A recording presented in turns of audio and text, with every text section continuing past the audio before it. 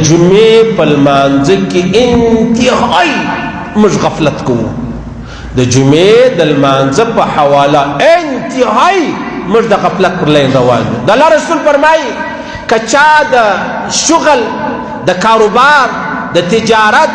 د دفتر، د پکنیک په حواله جمعه پرېښوله،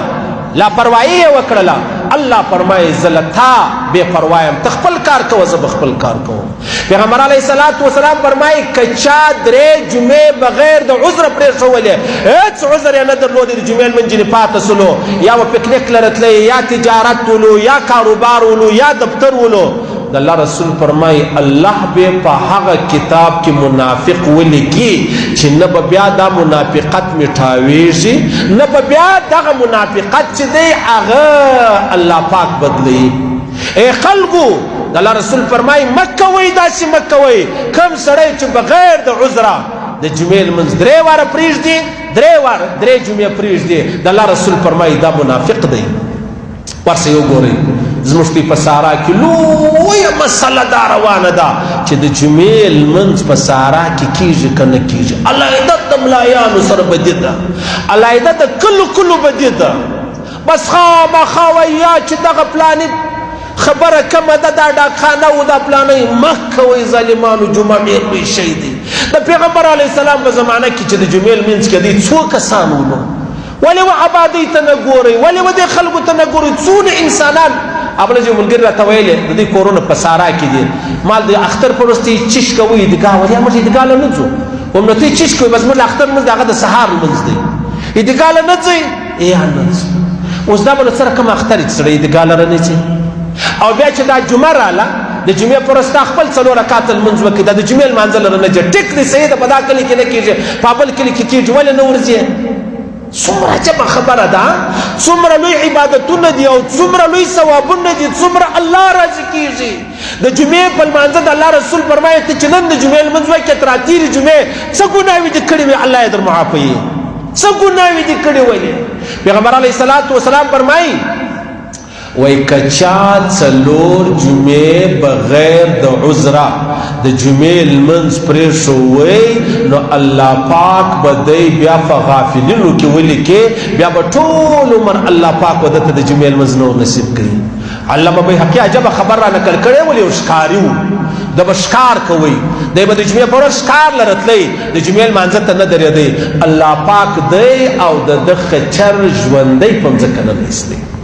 دی او د ده خچر ژوندی په مځکه ننوتلی. علامه بیهقي فرمایي وایي د خچر مازې معمولي قدر غوږونه ښکاره کېدل یا یو غوږ ښکاره کېدی، چې دا به یې څه کول؟ دا یې د جمعې د لمانځه څخه غفلت چې دی هغه کوئ. د جمعې لمونځ څومره لوی سعادت دی، څومره لوی اجر دی، او څومره لوی ثواب دی، او څومره لویه مظاهره ده د مسلمانانو.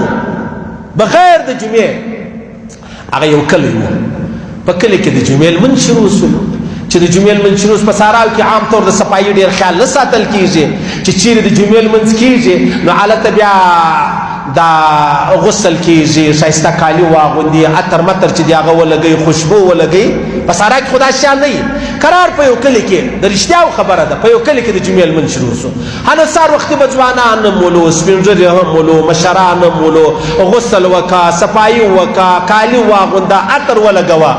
یو سپین سرې ویلې ول خدای خو دې دا ملایان جنتیان کړي، ولې جاړۍ پر چی شي جنتیان کوي؟ ول دی شاید دا سپین ږیري را صفا کړو، خو د هغوی خیرن شیان ولاکه دا پېژندل کېدی چې ته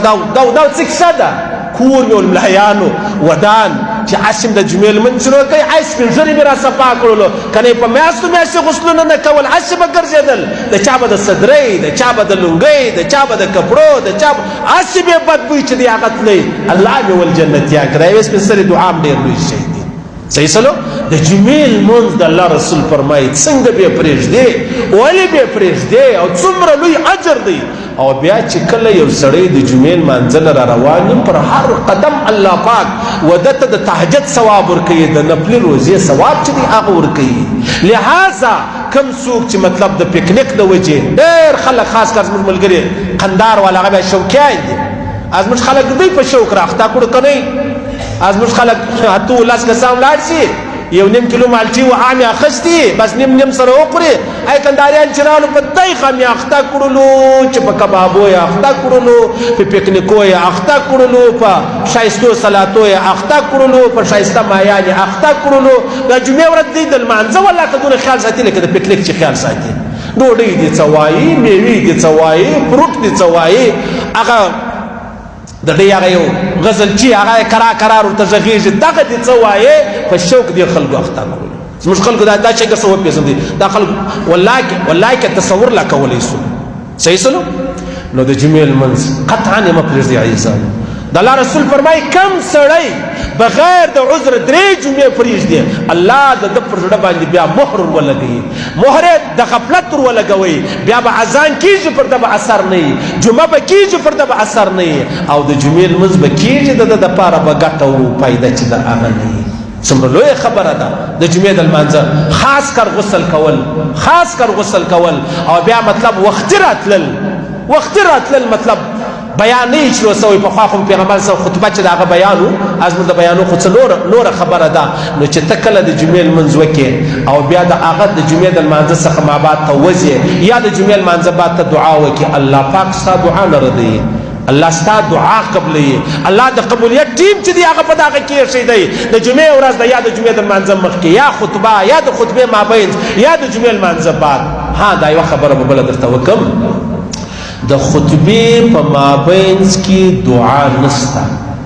ډېر خلک لاسونه پورته کوي دا نسته صحیح سلو دا پیغمبر علیه الصلاة والسلام مبارک یوه خطبه ویله بیا چې لږ خشا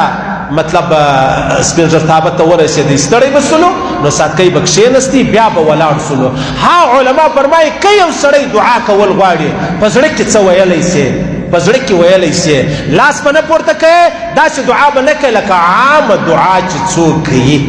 هغسې به نه کوې په خبره مې سر خلاص بلکل یې مه کوئ بیخي ډېر خلک موږ خطبې مابینځ کښې نو به دوی لاسونه پورته کړي دعا شروع کړي داسې کول نه دي پکار او بیا چې کوم سړی سنت کوي دلته خطبه شروع وي دلته د سنت په مابینځ کې بزرګان 2 رکعته نفل ورواچي خطبه پر ختمېدو چې دی هلته سلام ګرځي د جمعې لمونځ بغیر د خطبې نه دی صحیح د جمعې لمونځ بغیر د خطبې نه کېږي ته په لمانځه ولې ولاړ یې